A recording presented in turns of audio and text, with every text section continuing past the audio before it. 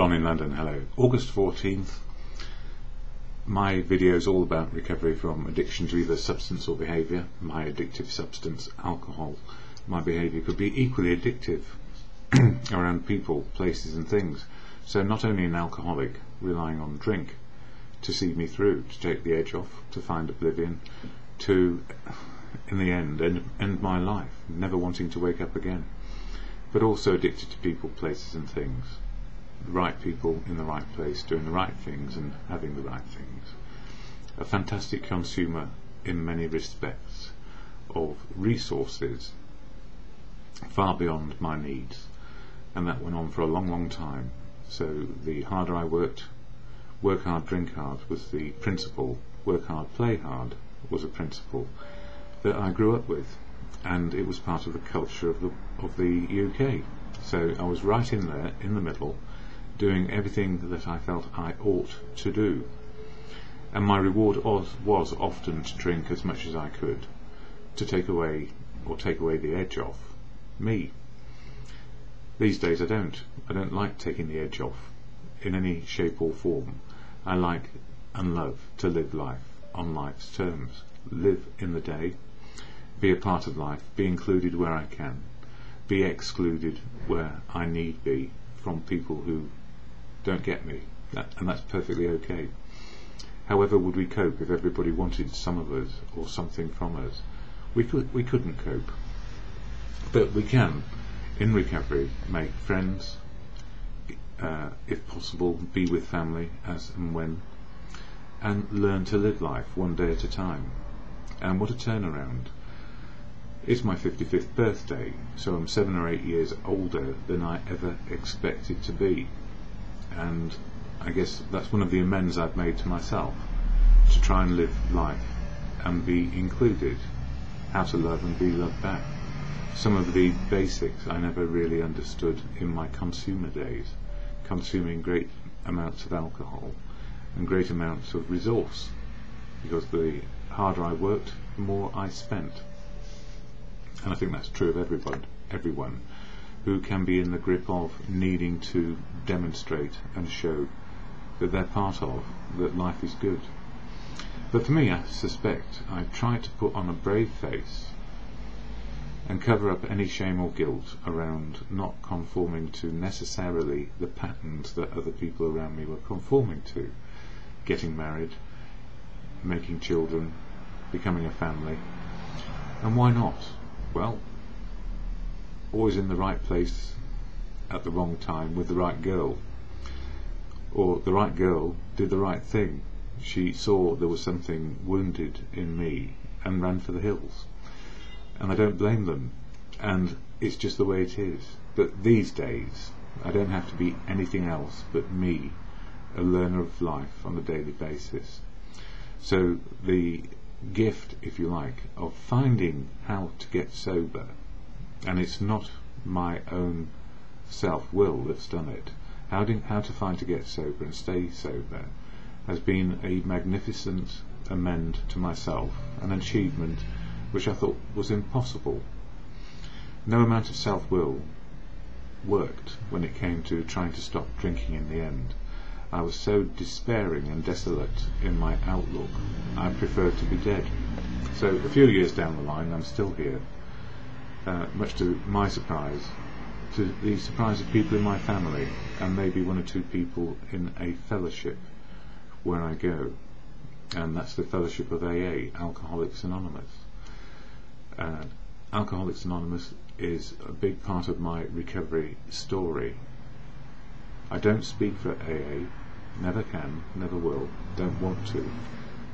People in AA speak for themselves where they will, but the anonymity part is sacrosanct. So if a person wishes to retain their anonymity for whatever reason, personal to them, or because they feel it is right, that's perfectly right. But from my very first meeting, I was never anonymous in my community, and I was never anonymous when it came to being with people who were still struggling and had no idea or clue about AA. So I went to the National Health Service for help. I wrote to them and said, please help me, I'm in trouble. and they invited me to participate in an alcohol treatment regime, how to stop and stay stopped. And as a consequence of that, people who didn't go to AA said, well, we don't know anything about it and we prefer not to go and associate with other alcoholics, thank you very much. So somebody said, why don't you make 1 or 2 videos about what it's like to go to AA so people can get the gist of it. And several years later I'm still making them for people in recovery, and also for people with no clue how to recover or find recovery one day at a time. And I've found it is a one-day program. And AA, Alcoholics Anonymous, has shown me there are 12 principles which work in daily life, and they don't take long to learn about. Then we have a lifetime of putting them into practice, and what's behind them is essentially this: freedom of choice on a daily basis about what we can and cannot do, based on real life as it is, our own real lives as it is. And it's working daily. If I tried to do it for a whole lifetime, I would find myself back expecting life to be okay for the rest of my life, and it won't be. And what I've found in recovery is you're still susceptible to every particular condition that any human can get. And me, for one, I got a virus and got type 1 diabetes a few years in, and I also got diagnosed properly with clinical depression. So 3 things on a daily basis: recovery, type 1 diabetes, and clinical depression. And clinical depression is like anything else. It goes through cycles of being okay and not okay, and it's always there. So I get medical help for that. For my type 1 diabetes, I get medical help for that. And to keep me sober, I go to fellowship. So if I keep sober, the rest of life can work. So I put sober first, not because I feel that anybody should be further down the pile in hierarchy. If I put sober first, the rest of life works. I learn how to love people, be loved back, and useful in some way or other. Excuse me. So how does AA help me? Well, I share about it simply because it's sharing a message.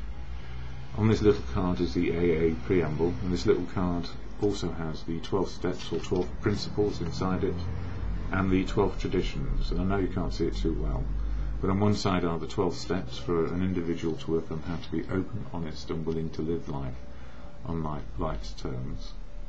And the 12 traditions are all about unity, service, and recovery, keeping the fellowship a safe place where people can share their innermost wishes and desires to be sober, and keep fellowship safe. So the anonymity bit is sacrosanct, because gossip kills, as we have found over the years. Many people who have been outed as alcoholics, where stigma is attached, or they just couldn't get the program, or whatever, can be damaging. At the same time, you need to know what it's about. So this is why I do these, and how it helps me. So I speak for me, I don't speak for fellowship. But if I ignored the fact that fellowship is a big part of it, then I would be making lies. So I don't want to do that. Anonymity, sacrosanct, but it's a choice. Anyway, the AA preamble, shared at every meeting, goes like this. Alcoholics Anonymous is a fellowship of men and women who share their experience, strength and hope with each other, that they may solve their common problem and help others to recover from alcoholism. The only requirement for membership is a desire to stop drinking. There are no dues or fees for AA membership. We are self-supporting through our own contributions. AA is not allied with any sect, denomination, politics, organisation or institution. Does not wish to engage in any controversy, neither endorses nor opposes any causes. Our primary purpose is to stay sober and help other alcoholics to achieve sobriety. So the only requirement is a desire to stop drinking, to join in. There are no rules, laws or regulations, because the founders of the fellowship said if you put in rules, laws or regulations around being a part of, people would rebel and walk away from it. So there aren't any. It's how we conduct ourselves as individuals is a personal choice. It's all about freedom of choice to live to the good of life, good conscience. And whilst everybody who goes to the fellowship is affiliated in some way or other to other organisations and communities, whatever they happen to be, we are there primarily and always to be sober, so we can be part of life.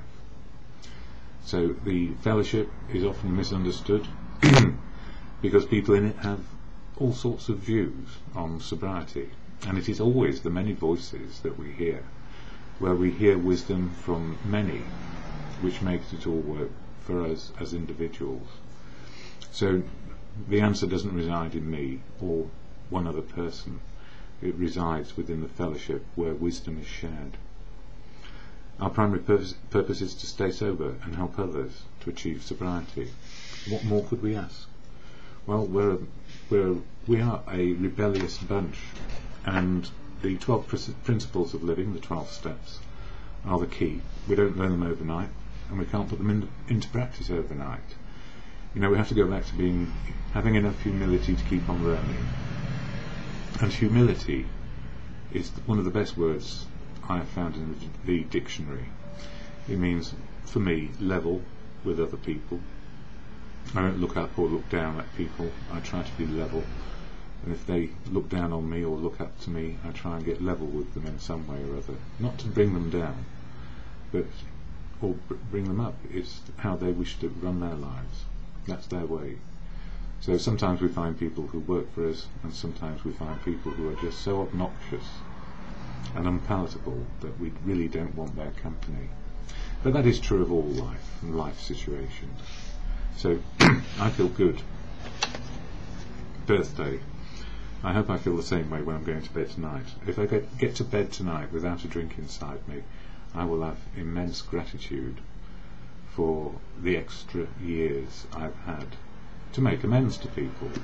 And the reason why I talk about amends in August, in this book, the Daily Reflections, it's all about the 12 steps, one a month, and the 12 traditions, one a month. So 12 steps and 12 traditions are covered in 365 readings in this book. And sometimes they're a bit oblique or obscure, as life is. We don't quite know what the reading is probably telling us.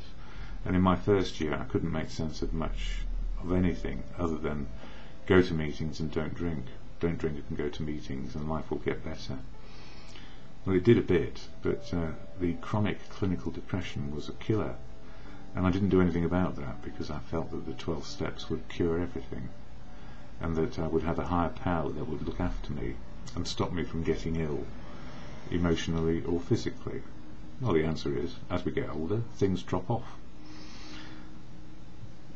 Or things go wrong, and we need to be aware that if we're sober, we can cope.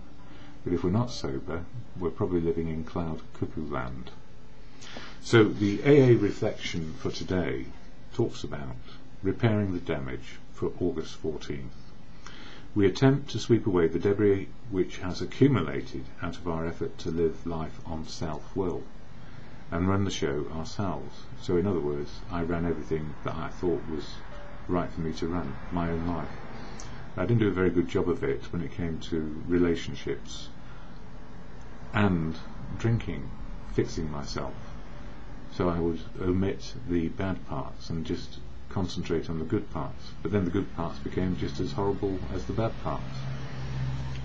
If we haven't the will to do this, we ask until it comes. Remember, it was agreed at the beginning we would go to any lengths for victory over alcohol. And actually, I don't know if it's a victory or a battle. I think it's just accepting that alcohol doesn't work for me. So I don't fight against it anymore. I look for freedom of choice today to live sober, which means I haven't got a battle with it. I don't have to try and push myself against alcohol, because if I do, I'm always up against it, and that's not what this program has done for me. So step 8, made a list of people harmed and be willing to make amends to them all. That's step 8. And it goes on to say, making a list of people I had harmed was not a particularly difficult thing to do. They had showed up in my 4th step inventory, which is my life story of good and bad. People towards whom I had resentments, real or imagined, and whom I had hurt by acts of retaliation. For my recovery to be thorough, I believe it was not important. For my recovery to be thorough, I believed it was not important for those who had legitimately harmed me to make amends to me. What is important in my relationship with God, or a higher power, or simply good conscience, is that I stand before Him, or good conscience, knowing I have done what I can to repair the damage I have done. So, step 8 isn't about, if I make my amend to you, will you make an amend to me because of what happened? It's not about that at all. It's about getting our side of the street clean. Sweep clean, make the amends in step 9, not in step 8. Be willing to make the list. Be willing and make the list and make amends to all. If we have willingness, then we open our eyes to exactly what we did. And getting our side of the street clean is simply about acknowledging what we did and make restitution as best we can. So we clean up, we forgive whatever it is on a daily basis. Forgive everything of everybody every day before we go to bed, so you can get some sleep. Otherwise it'll go round and round in your head all night, like it used to in mine. And the only way I could shut it off was to find oblivion with alcohol. I'm very fortunate I didn't go for any harder drugs. I don't know why. It would have been a lot quicker, and I would certainly have been dead. So, it's a bit of, I suppose, a bit of luck involved in this. If we are realistic, most people die of addiction earlier than they would have done had they not been an addict. That's just a simple fact, because it is an absolute struggle to work out how to stop. And don't forget, the fellowship of AA is the very last place an alcoholic wants to go, because it's going to take their best friend away from them, alcohol, that thing that we have all relied on overly over the years. It stopped being convivial, I tell you what, a long time before I stopped, but then I couldn't stop. Anyway, my thoughts this morning. Amends take time. An amend to self, that's me. Accepting I need make every amend I can to those I have harmed emotionally, and any other where restitution is key. That is just making the amend and making restitution in whatever form it need take. It is my 55th birthday today, and a few years older than I would have been had I carried on drinking. Yesterday being a part of fellowship and sharing, and today chatting with family by phone. Amends take many forms: learning to love, be loved back, and useful in the moment of now, just useful in the moment of now. To be there for people, and strangely enough, people are there for me, by being emotionally supportive and just helping me when I need a bit of help. And I couldn't ask for help in the past. So today I don't feel unhappy about asking for help. I just go with it. And something else about yesterday as well. We've had riots in London, and the impact has been significant. One of the impacts last night, I went to a later meeting of the fellowship just at the back of Buckingham Palace, and on my way home I had my camera with me, and I wanted to take pictures of people being happy opposite Harrods. There was hardly anybody about. Normally it's crowded with tens of thousands of people at that time of night, in restaurants and bars, and just being happy. Probably getting silly with alcohol, but I don't judge people for that, because that's what I did for decades. But there was nobody about, and so the riots have had an impact in so many different ways, and behind that is fear as much as anything else. But the other thing I noticed, I'm on the trial run for the Olympic cycle racing. Not quite sure what it means exactly, but it looks like a lot of cyclists might be doing a trial run past the end of my road, and maybe I can get some photos. So these are the things which interest me in recovery: what's happening around me, being involved, being included, seeing the world as it is, trying not to judge it too harshly, but understanding why these things happen. I would never want to be a judge in a courtroom. I don't feel I have the right to do that. No matter what the laws are, I don't feel it would do me any good. And that's me saying something about me. I'm too sensitive for that. Anyway, from previous years, today I'm going to take it easy, not overdo it. Knowing me, I'll do something silly. That's just the way it is. But previous years, repairing the damage, about step 8, we did not know it was self-will run riot, self-obsession, or obsession about people, places and things. And I know I have loved women in my life desperately, and desperately tried to be the best person, but was really ill-equipped emotionally. My form of love, well, I think it was probably overpowering, over-expecting, I guess, and never really understanding that I couldn't live up to my own standards, let alone anybody else's. And there was denial too. As we self-harmed, we were open to harm done by others, as well as love from others. So I didn't recognise love, really, in the truest sense, which has no conditions whatsoever. As we live the steps, right people and right places become part of our lives today. And the wrong people in the wrong places we tend to let go of sooner rather than later. We don't have to make life a certain way. We live life by being a certain way. Open, honest and willing, and being open to the world, to love, be loved and useful. And another one from another year. Amends as we may, just for today. As we live and practice the steps, the right people, places and things remain in our lives, as do the right new people, places and things. Amends can be inclusion or letting go. No more hanging on to grudges or righteous resentments. Forgiveness is key today. And it is. Because even when people are at their worst and they're angry and fed up, or they're drunk and belligerent, or drunk and silly stupid, or drunk and sitting in a corner, I don't need to judge them. It's either how I help them or walk around them. At our best, it can be the worst for other people, and I know this. I know this so well because I can fly off the handle in the blink of an eye when somebody lights the blue touch paper or the fuse, and I don't know what the fuse is. Normally, it's about injustice or something, and I cool off, hopefully, as fast as I get hot about it. Not always, and that's when I need to walk away and not do what other people do, maybe, which is to lose it and keep on losing it and get into white hot rage, which puts them in jail or worse, ends people's lives. It's a tough old world and life is difficult, as M. Scott Peck said. He was the gin-sodden, chain-smoking philanderer who wrote the book The Road Less Travelled. Life is difficult, but he did get to a fairly good age, even though that was what he was described as being. So I don't know that I was a gin-sodden, chain-smoking philanderer. I guess I was in part of my life, but I'm not anymore.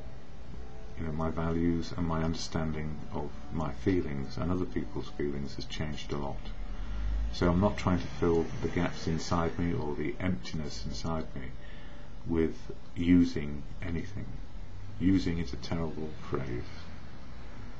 It means we're taking something from others or ourselves. Using. Anyway, enough. I'm alive, just for now, and hopefully I will be by the end of the day, as long as I don't do something silly or get in the way of other people. So, what helps me in the moment to know what I can do and cannot do, keep on learning the wisdom, is the serenity prayer. It's either to God, good conscience, or a power greater than yourself. And what I know when I'm in the rooms of fellowship, the wisdom of the whole room is far greater than me. So that's a higher power in itself.